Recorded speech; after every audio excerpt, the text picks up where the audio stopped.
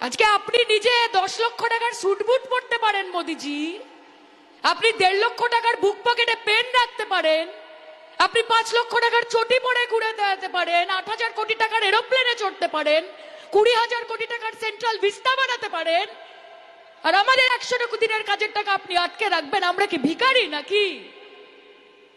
মমতা ব্যানার্জি কি ভিখারি? বাংলার মা বোনেরা ভিখারি যে বারবার গিয়ে গিয়ে হাত পাতবো, টাকা দাও টাকা দাও? নিজের কাজের টাকা, নিজের অধিকারের টাকা, ন্যায্য টাকা সাহস হয় কি করে? সাহস হয় কি করে? মাথায় রাখবেন, ক্ষমতা সারা জীবন থাকে না, আর পিপিলিকার পাখা ওঠে মরিবার তলে। বেশি উড়ছেন তো উড়ুন উড়ুন, উড়তে উড়তে কবে ফুরুত হয়ে যাবেন ধরতে পারবেন না। খুব বলেছিল তো মমতার দিকে, দিদি ও দিদি, হ্যাঁ বলেছিলেন তো, আব কি বার 200 পার, 100 পার করতে পেরেছে? পারেনি।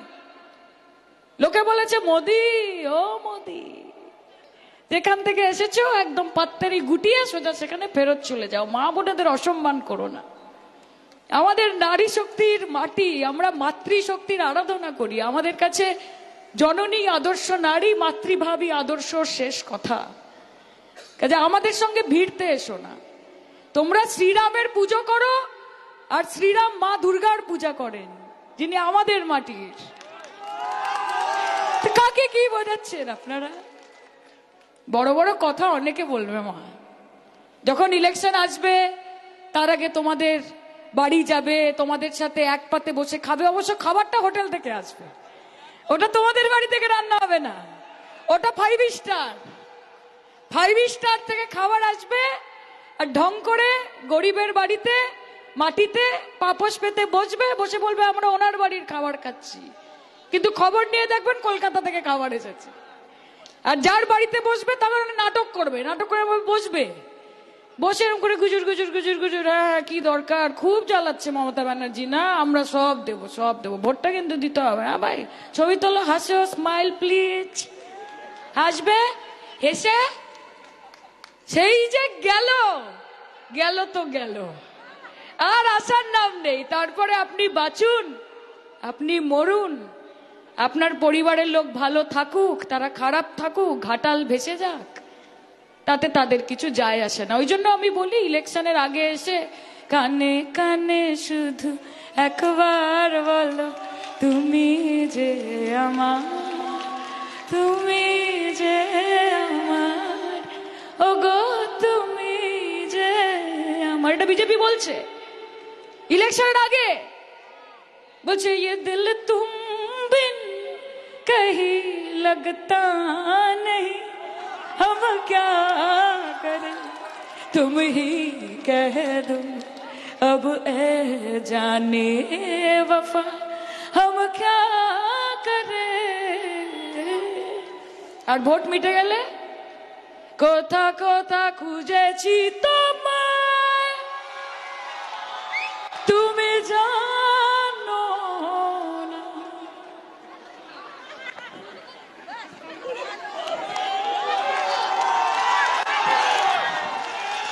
তো কি বলবো বলো মা, তা আমরা তো দেখছি। আর সেই জন্য बच्चा बच्चा बोलता है मोटा भाई और मोदी भाई क्या है, चोर है, चोर नहीं है डाकत है। अरे चोर तुम किसको बोल रहा है? अरे उसका नाम नहीं लो, तुम नाम लेगा वो फेमस होगा, वो खुद के लिए फेमस नहीं होगा, तुम नाम लेगा तो फेमस होगा। সেই পাগলের মতো বলছে চোর চোর চোর, মনে আছে, মনে পড়ছে, টিভিতে দেখেছেন, পাগল হয়ে গেছে। বলছে এত চেষ্টা করছি, এত কিছু করছি, তাও এরা মমতা ব্যানার্জিকে ভোট কেন দেয়? ভাই আমি তো বুঝতে পারি না। আমি বলছি ভোট কেন দেয় মমতা ব্যানার্জিকে? ভোট বাংলার মা বোনেরা দেয় তার কারণ মমতা বন্দ্যোপাধ্যায় তাদের জন্য ভাবে, তাদের জন্য লক্ষ্মীর ভান্ডারের ব্যবস্থা করেছে, তাদের জন্য স্বাস্থ্য সাথীর ব্যবস্থা করেছে, তাদের জন্য রূপশ্রীর ব্যবস্থা করেছে, তাদের জন্য কন্যাশ্রীর ব্যবস্থা করেছে। আগে গিয়ে গিয়ে দাঁড়িয়ে থাকতে হতো যে বড়বাবু কবে আসবেন এবং এসে আমরা ফর্মটা ফিল আপ করবো, বড়বাবু দেখে ফেলে দেবে, আবার সামনের মাসে এসো। আর এখন মানুষকে যেতে হয় না, সরকার মানুষের কাছে আসে। দুয়ারে সরকার, সেটা মমতা ব্যানার্জি করেছে। আজকে আপনার বাড়িতে যেই মাসিটি রয়েছেন, যিনি কাজ করছেন, তাকে আপনি হয়তো 2 টাকা দেওয়ার আগে বেশি ভাবেন যে আরো 2 টাকা মাইনে বাড়াবো। মমতা বন্দ্যোপাধ্যায় ভাবে না। সে ভাবে যে তার হাতে যদি আমি 500 টাকা পৌঁছতে পারি, আমার মা বোনটা নিজের শখের মতো 2টো কানের দুল কিনতে পারবে, নিজের ছেলের জন্য 2 প্যাকেট ফ্রাইড রাইস দিয়ে যেতে পারবে। এটা মমতা ব্যানার্জি ভাবে, এটা আর কেউ ভাবে না। আজকে আপনি নিজে 10 লক্ষ টাকার স্যুট বুট পরতে পারেন মোদিজি, আপনি 1.5 লক্ষ টাকার বুক পকেটে পেন রাখতে পারেন, আপনি 5 লক্ষ টাকার চটি পরে ঘুরে বেড়াতে পারেন, 8,000 কোটি টাকার এরোপ্লেনে চড়তে পারেন, 20,000 কোটি টাকার সেন্ট্রাল ভিস্তা বানাতে পারেন, আর আমাদের 100 দিনের কাজের টাকা আপনি আটকে রাখবেন। আমরা কি ভিখারি নাকি? মমতা ব্যানার্জি কি ভিখারি? বাংলার মা বলে না ভিখারি, যে বারবার গিয়ে গিয়ে হাত পাতবো, টাকা দাও টাকা দাও। নিজের কাজের টাকা, নিজের অধিকারের টাকা, ন্যায্য টাকা সাহস হয় কি করে? সাহস হয় কি করে? মাথায় রাখবেন, ক্ষমতা সারা জীবন থাকে না, আর পিপিলিকার পাখা ওঠে মরিবার তলে। বেশি উড়ছেন তো উড়ুন উড়ুন, উড়তে উড়তে কবে ফুরুত হয়ে যাবেন ধরতে পারবেন না। বাংলার মানুষ সব দেখছে, সব উপলব্ধি করছে। আজকে সেন্ট্রালে কি হচ্ছে? সেন্ট্রালের নেতা মন্দিরা রাম মন্দির বানাচ্ছেন। খুব ভালো, বানান না রাম মন্দির, আমরাও রামের ভক্ত। আর রাজ্যের মন্ত্রীরা তারা গীতা পাঠে মগ্ন হয়েছে। ধর্ম আছে, কর্ম নেই, কাজ নেই, চাকরি নেই, রোজগার নেই, পয়সা নেই, ভবিষ্যৎ নেই। ধর্ম আছে। পেট যদি খালি থাকে না মা, ভগবানের নাম ডেকেও তখন মনে শান্তি আসবে না।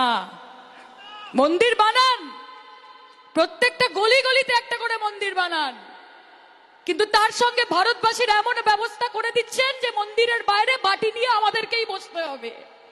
সেই জন্য মন্দিরগুলো বানাচ্ছেন, যে কাজ তো দিতে পারছি না। আগে থালা বাসন বাজিয়েছিলেন করোনার সময়, মনে আছে, ঢাং ঢাং করে। এখন বাটি নিয়ে প্র্যাকটিস করতে হবে, যে নরেন্দ্র মোদীর শাসনকালে আমরা বাটি ধরেছি, নিয়ে মন্দিরের সিঁড়িতে বসেছি। আর পশ্চিমবঙ্গের মাটিতে এসে আপনারা হিন্দু মুসলমান করছেন। হিন্দু মুসলমান, ঈসাই, খ্রিস্টান, বৌদ্ধ, জৈন এসব করছেন। আরে আমরা মমতা বন্দ্যোপাধ্যায় শিক্ষায় শিক্ষিত, তার দীক্ষায় দীক্ষিত। পশ্চিমবঙ্গের মেয়ে আমি এই মঞ্চ থেকে দাঁড়িয়ে বলে যাচ্ছি, অষ্টমীতে মা দুর্গার পুজোর ভোগ যেরকম খাবো, বন্ধুর বাড়িতে ঈদে গিয়ে বিরিয়ানিটাও চাইবো। অধিকার আছে আমার। যদি মনে হয় গুরু পরবের দিনে গুরুদ্বারাতে গিয়ে সুজি আর হালুয়াটাও খাবো, এবং তার সঙ্গে যীশু খ্রিস্টের জন্মদিন আসছে, 500 গ্রাম কমলা লেবু আর একটা ফ্রুট কেক যিশুর জন্মদিনে, আমাকে কে আটকাবে রে? কে আটকাবে? আমরা শান্তি সম্প্রীতি একে অপরকে সঙ্গে নিয়ে বড় হয়েছি। আমরা একটাই কথা জানি, যে তু হিন্দু বনেগা না মুসলমান বনেগা, ইনসান কি औलाद है इंसान बनेगा।